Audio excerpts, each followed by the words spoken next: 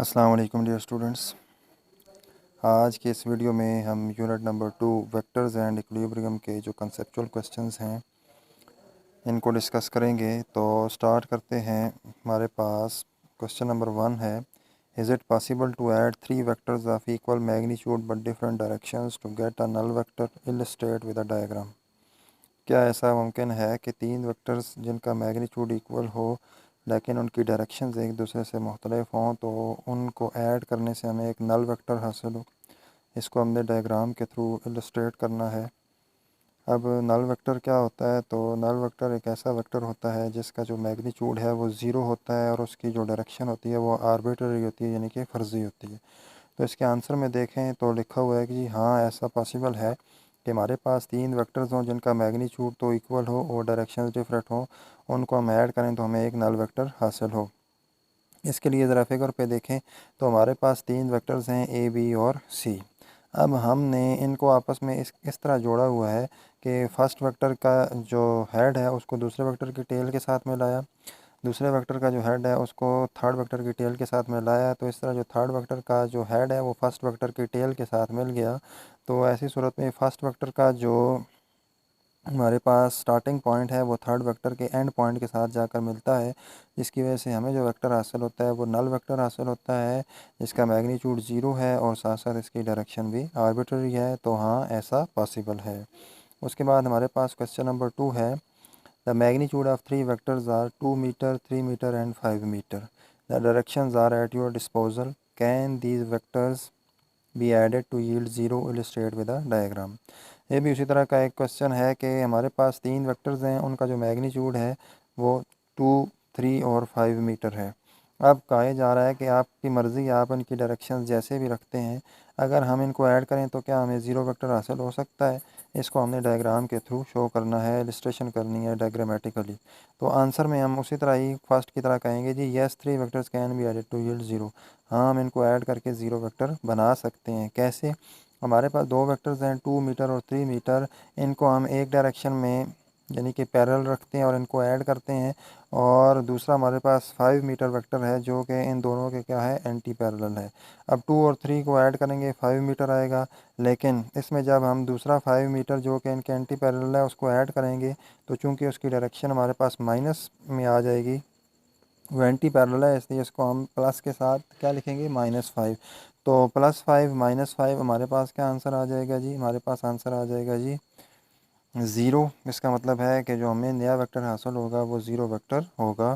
तो इस तरह हम इन 3 वेक्टर्स को जिनका मैग्नीट्यूड तो डिफरेंट है, 2, 3 और 5 मीटर के हैं, इनकी डायरेक्शन हमने खुद से रख कर इनको ऐड किया तो हमारे पास आंसर आ गया ज़ीरो वेक्टर।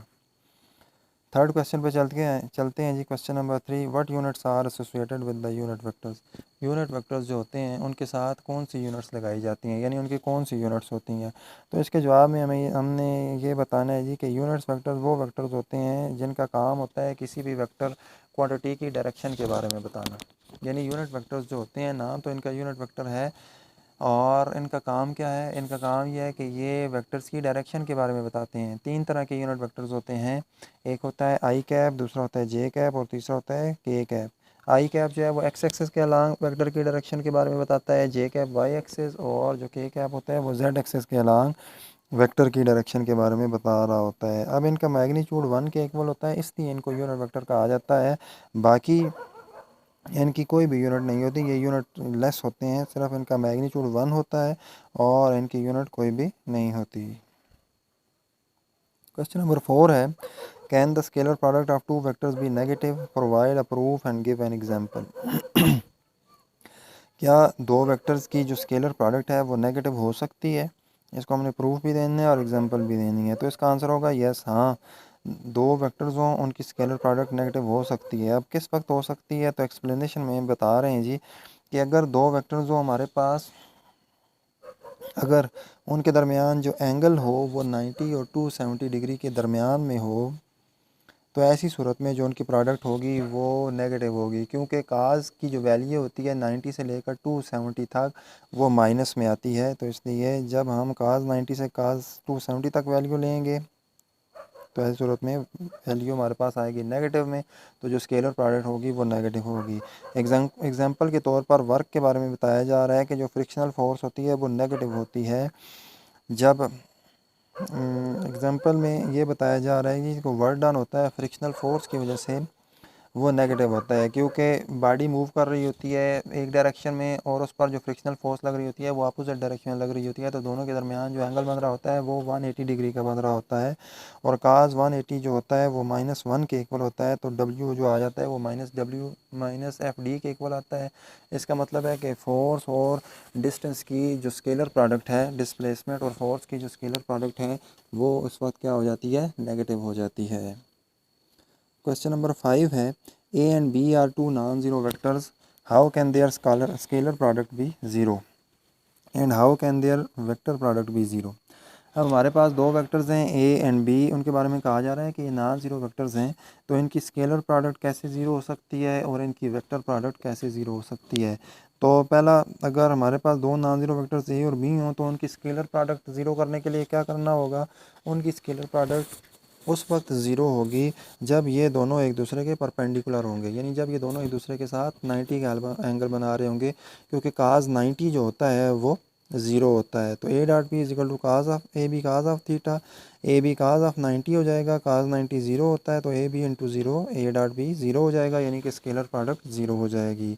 वेक्टर प्रोडक्ट किस वक्त ज़ीरो होती है, जब वो दोनों एक दूसरे के पैरेलल होते हैं, क्योंकि साइन ज़ीरो जो होता है जब वो दोनों पैरेलल होंगे तो उनके दरमियान एंगल जो होगा वो 0 डिग्री बनेगा, तो साइन ज़ीरो जो होता है वो ज़ीरो होता है, तो ऐसी सूरत में A cross B is equal to A B sine 0 degree होगा और साइन 0 0 है तो A B into zero is equal to zero आएगा। उन दोनों की जो वेक्टर प्रोडक्ट होगी वो क्या होगी जी, वो ऐसी सूरत में ज़ीरो हो जाएगी।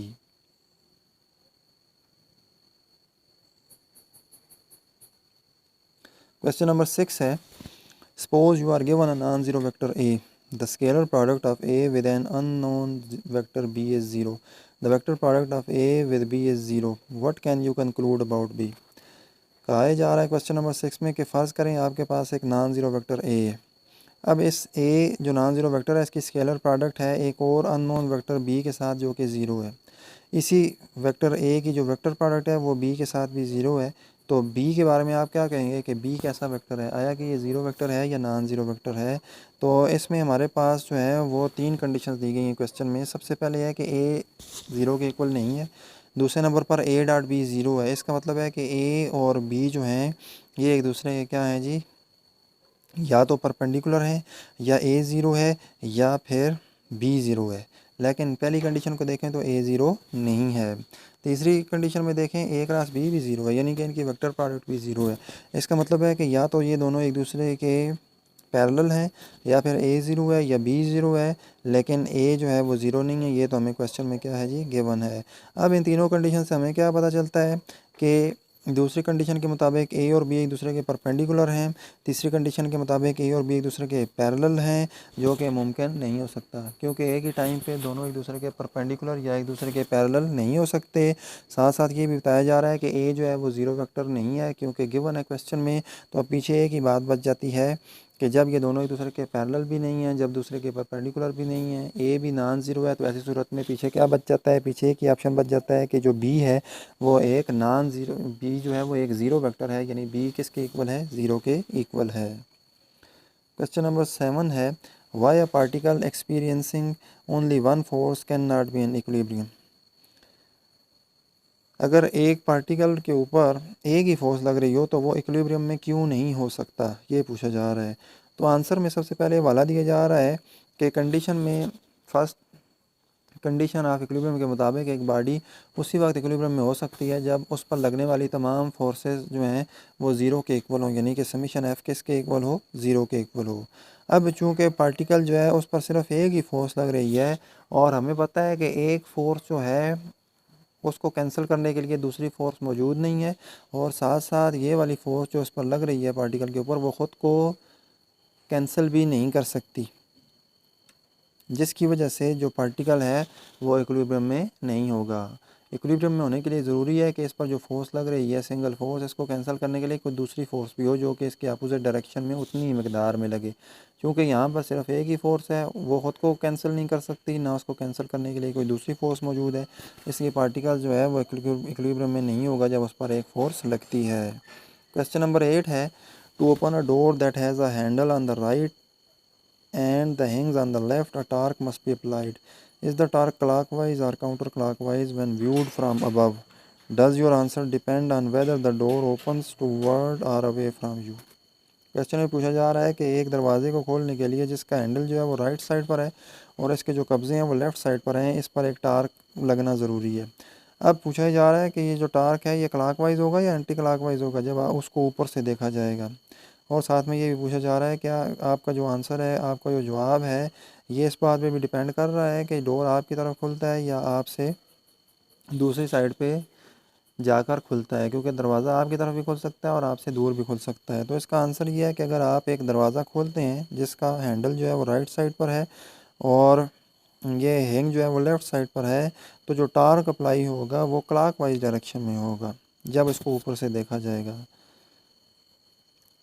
और इसके लिए कंडीशन क्या होगी कि जब आप इसको अपनी तरफ खोल रहे होंगे तो उस वक्त टार्क जो होगा वो क्लॉकवाइज होगा, लेकिन अगर आप उससे को दूसरी तरफ वो खुल रहा होगा, आपसे दूसरी साइड पे, यानी कि आपसे दूर हो रहा होगा दरवाज़ा खुलते बाद, तो ऐसी सूरत में जो टार्क होगा वो एंटी क्लॉकवाइज होगा। तो यहीं से जो जवाब है वो दूसरे क्वेश्चन का हमें हासिल हो जाता है कि हाँ जी, ये चीज़ डिपेंड करती है क्या है कि दरवाज़ा आपकी तरफ खुल रहा है या आपसे दूसरी तरफ खुल रहा है।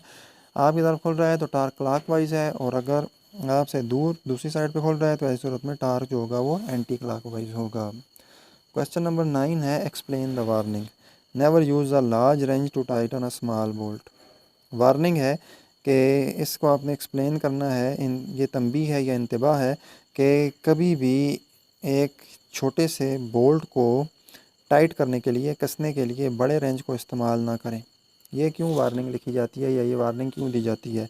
तो इसके लिए लिखा हुआ है जी कि जैसे कि हम जानते हैं कि टार्क जो होता है वो किसके इक्वल है, force multiplied by moment arm के। यानी टार्क जो है वो क्रॉस प्रोडक्ट है फोर्स और मोमेंट आर्म की। इस रिलेशन से हमें ये पता चलता है कि अगर टार्क और मोमेंट आर्म जो हैं वो एक दूसरे के क्या होते हैं, डायरेक्टली प्रोपोर्शनल होते हैं। अब चूँकि लार्ज रेंज जो है उसका दस्ता हैंडल जो है वो बड़ा होता है, जिसकी वजह से उसका मोमेंट आर्म भी बड़ा होता है, तो वो जो टार्क प्रोड्यूस करेगा वो बहुत ज़्यादा प्रोड्यूस कर देगा अगर उस पर थोड़ी सी फोर्स भी लगाएं तो। यानी थोड़ी सी फोर्स लगाने पर भी जो टार्क की मकदार होगी वो काफ़ी ज़्यादा होगी। अब ये जो ज़्यादा टार्क उस पर लग रहा होगा तो ये उसको कुछ ज़्यादा ही टाइट कर देगा। जब ये ज़रूरत से ज़्यादा टाइट होगा बोल्ट तो ये टूट जाएगा या इसके टूटने के जो ख़तरे होंगे वो बढ़ जाएंगे। इसकी वजह से छोटे बोल्ट को कसने के लिए, टाइट करने के लिए जो रेंच है वो भी छोटा ही इस्तेमाल करना चाहिए।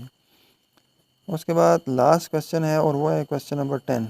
अ central force is one that is always directed towards the same point. Can a central force give rise to a torque about that point. Central force जो होती है ये कौन सी फोर्स होती है, जो कि हमेशा सेंटर की तरफ और एक ही पॉइंट पर लग रही होती है। तो क्या इस सेंट्रल फोर्स से टार्क पैदा हो सकता है उस पॉइंट पर? तो आंसर होगा नहीं, ऐसा नहीं हो सकता। वजह क्या है? क्योंकि सेंट्रल फोर्स जो होती है उसमें जो मूवमेंट आर्म और फोर्स होते हैं वो एक दूसरे के पैरेलल होते हैं। यानी जिस डायरेक्शन में फोर्स लग रही होती है सेंटर की तरफ, वहीं सेंटर से ही मूवमेंट आर्म भी निकल रहा होता है फोर्स के पॉइंट तक। तो ऐसी सूरत में दोनों एक दूसरे के साथ एंगल जो बना रहे होते हैं वो ज़ीरो का बना रहे होते हैं या 180 का बना रहे होते हैं। तो जब ये ऐसे होता है तो चूँकि टार जो होता है वो फोर्स और मूवमेंट आर्म का क्रॉस प्रोडक्ट होता है, तो यहाँ पर साइन थीटा आ जाता है। तो साइन ज़ीरो पुट करें फिर भी आंसर ज़ीरो आता है, साइन 180 पुट करें जब वो एंटी पैरेलल होंगे तो फिर भी आंसर ज़ीरो ही आता है। तो हम ऐसी सूरत में हमारे पास टार्क क्या होता है, ज़ीरो होता है। तो जो सेंट्रल फोर्स होती है वो टार्क पैदा नहीं कर सकती। डियर स्टूडेंट्स, ये थे यूनिट नंबर 2 के कंसेप्चुअल क्वेश्चंस। आई होप ये जो वीडियो है ये आपके लिए काफ़ी मावन होगी, इसने आपके काफ़ी सारे डाउट्स जो हैं वो क्लियर किए होंगे। तो जो नेक्स्ट वीडियोस होंगी वो मैं अपलोड मैं करूँगा। इस वीडियो के डिस्क्रिप्शन में मैं बाकी वीडियोस की भी जो प्लेलिस्ट होगी उनका लिंक मैं दे दूँगा, आप वहाँ से वो चेक कर सकते हैं और वहाँ से उन वीडियोज़ को देख सकते हैं। टेक केयर एंड अल्लाह हाफिज़।